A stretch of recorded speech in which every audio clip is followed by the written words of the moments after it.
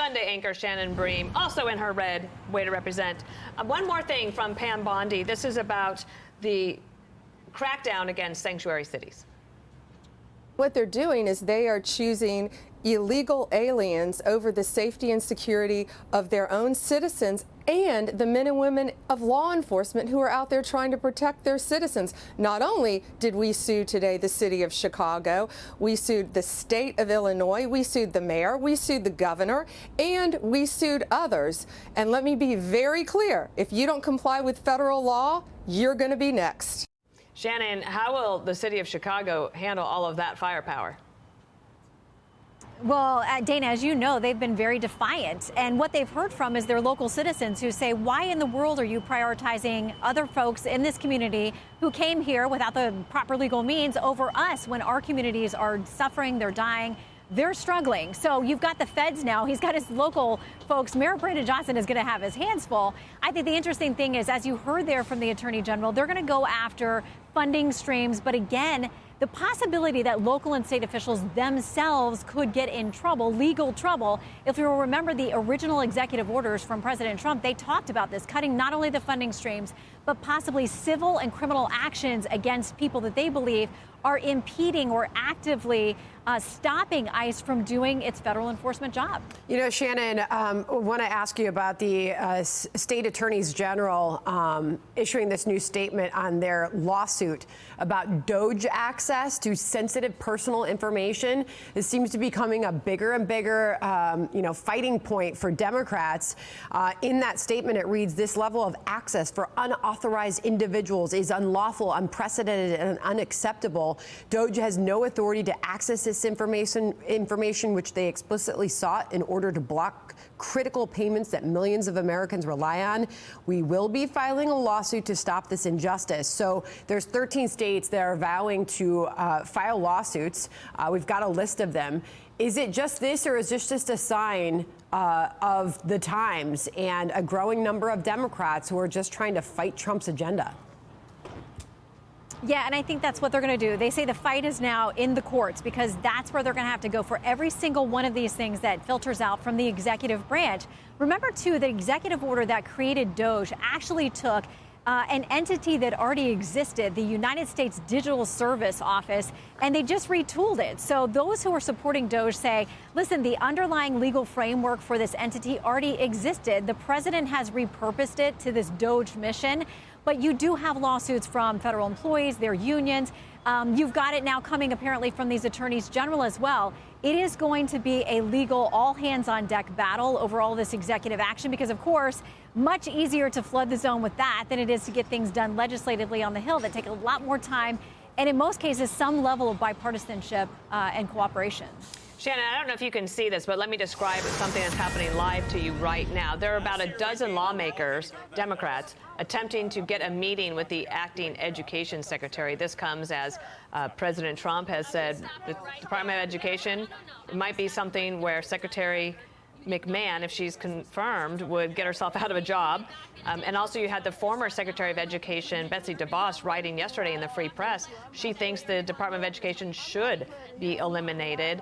This is one of those things where they're probably not going to get access to this building, but the Democrats are flummoxed as to how to deal with this, Shannon. Yeah, Dana, I think you're right. We see them showing up and protesting outside of a number of buildings, or actually, as we saw on Capitol Hill yesterday, I think it was, actually forcing themselves and their way into a meeting that they wanted to be a part of.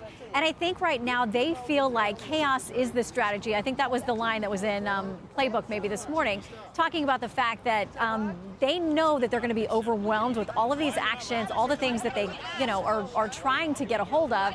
They're showing up. We've seen protests. We've seen we're at war. We've seen them say, take this to the streets.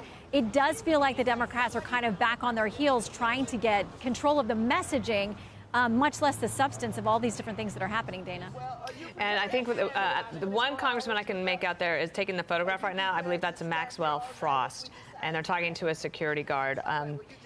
So let me just turn it back over to Sandra to ask you another question as we watch these Democrats who, I guess it's performative art in a way, Sandra, to try to make a point. Absolutely. You notice the camera's up, and you're noting Maxwell Frost, the congressman from Florida, in the picture there. Apparently, this is a security guard. But Shannon, obviously, this is just further signs of what is to come. I spoke with Caroline Leavitt, the press secretary, yesterday, and asked her about the president's intentions with the Department of Education. You know, they're not detailing exactly where they're going with this, but there has been a lot of talk about dismantling it altogether or reworking it, but we just don't know, and that uncertainty leads to a lot of this.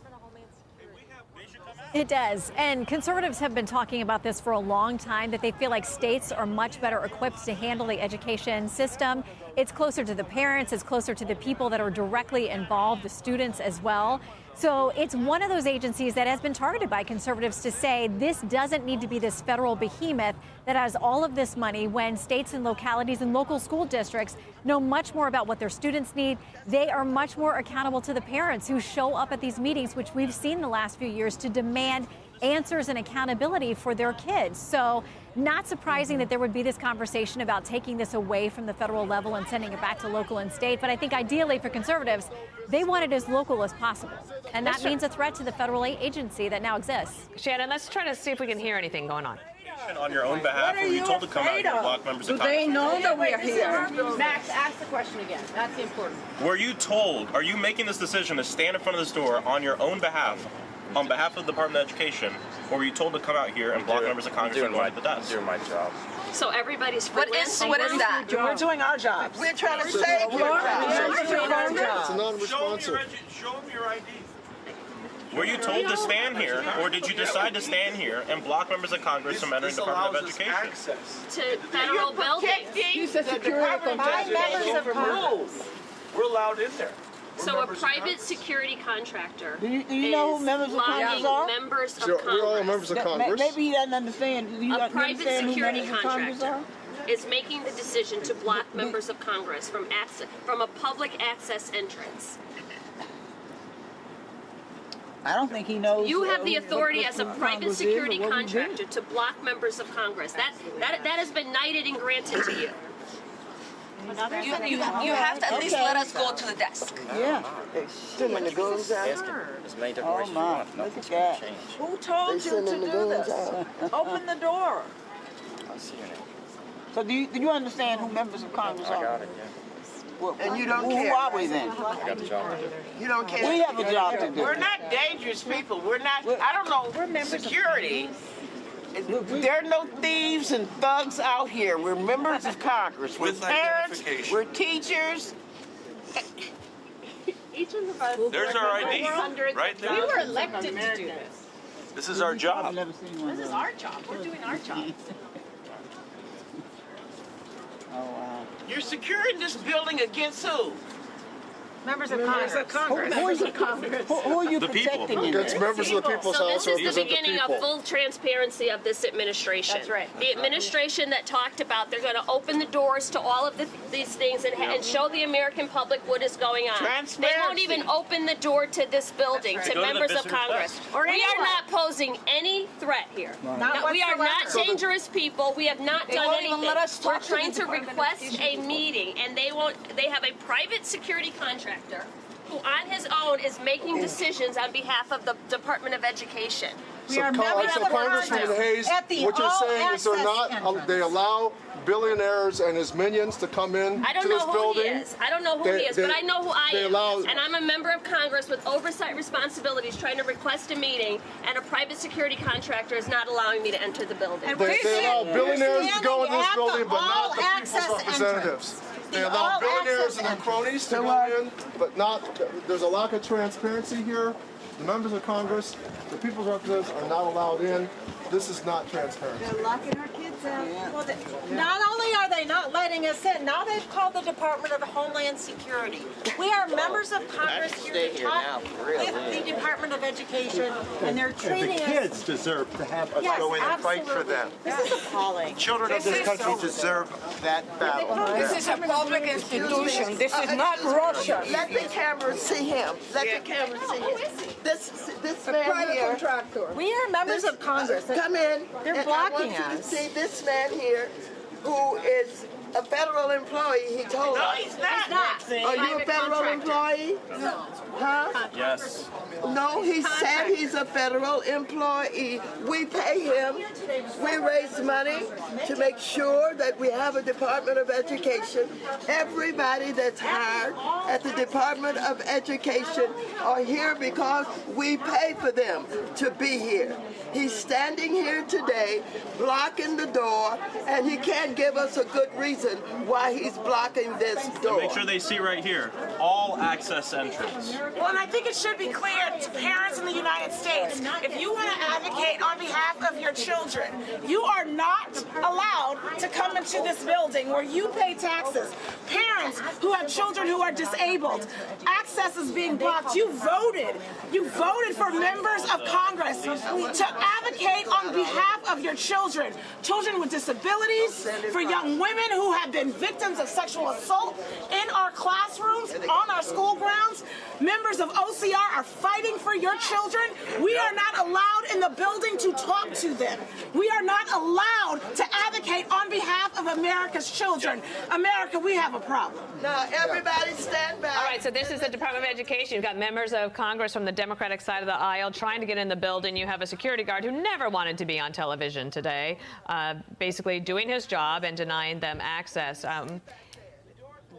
It is interesting that Fox News is the only one covering this live, and apparently this is what the Democrats want, right? They want to be on television. That's Maxine Waters complaining, Sandra, that they can't get in the building. And then you had other members of Congress saying that if you want to get in and fight for your children, you're not allowed. But we had some news this week that would make it sound like that's a little bit too late, guys. Our nation's report card was shocking. The report card showed 7 out of 10 fourth graders are not proficient readers, Dana, a number that has worsened since the last report card in 2022. Worse, the numbers haven't improved in 3 decades. We're seeing the same thing for the middle schoolers at the 8th grade level. Less than a third of American students enter high school with the reading and comprehension skills that they need at that point in their lives. I mean, you talk about not getting access to the building, you're hearing from these folks, to go advocate for the kids. Well, what have they done lately, right? That report card has not improved. In fact, our nation's report card has worsened. There's a huge problem at the public school with the public school system in this country, and it has been failing our nation's children. Shannon Bream, let's bring you in as Maxine Waters continues to berate the security guard. Yeah, and listen, this is a great optic for Democrats who will want to use this and go out. You're going to see this stuff everywhere, probably. They've already got their teams rolling on it. And certainly this is what you do in Washington. There's the messaging and the optics of this, too. But I would point back to how many GOP lawmakers just earlier this week, Senator Joni Ernst said every time she tried to get answers from USAID, and I'm not saying she showed up physically, she may have, but every time that members of Congress try to get information from a federal agency, there can be an issue. She talked about that. Talked to Senator Chuck Grassley, who has sent subpoenas and requests for information all over to federal agencies, to the DOJ, to all kinds of places, only to be told basically talk to the hand and not get the information. So this is a physical showing up and not getting to where you want to go, but you may get the optics that you want. But Republican members on the Hill will tell you many, many times they've tried to get information from federal agencies, maybe not in a physical sense, but very much in a way that they claim they also have access to information and have been told, no, you're not getting it, or met with silence. Wow. Yeah, we put the report card on the screen. You see the red arrows. That is the decline in the performance of our nation's children in math and reading in grades 4 and 8.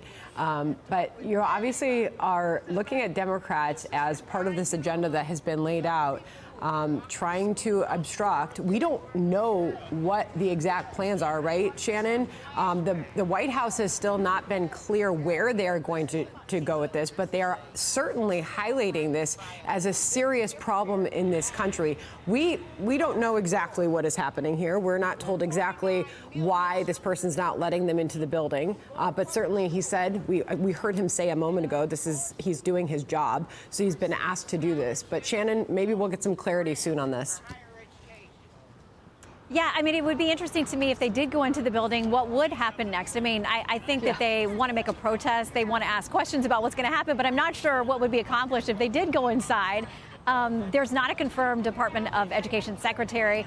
As you said, we don't know what the policy is going to be moving forward, but we know there's serious questions about how the department is functioning, what it's been focusing on, where it's been spending its money, and what that says in contrast to how states and localities may be better equipped to handle it. At least that's the argument from conservatives. Shannon Bream, thanks for hanging with us. Linda McMahon is President Trump's nominee to head the Department of Education. That confirmation hearing will take place next Thursday, February 13th. And we'll I guess Maxine Waters is just going to stay out there. We're going to take a quick break.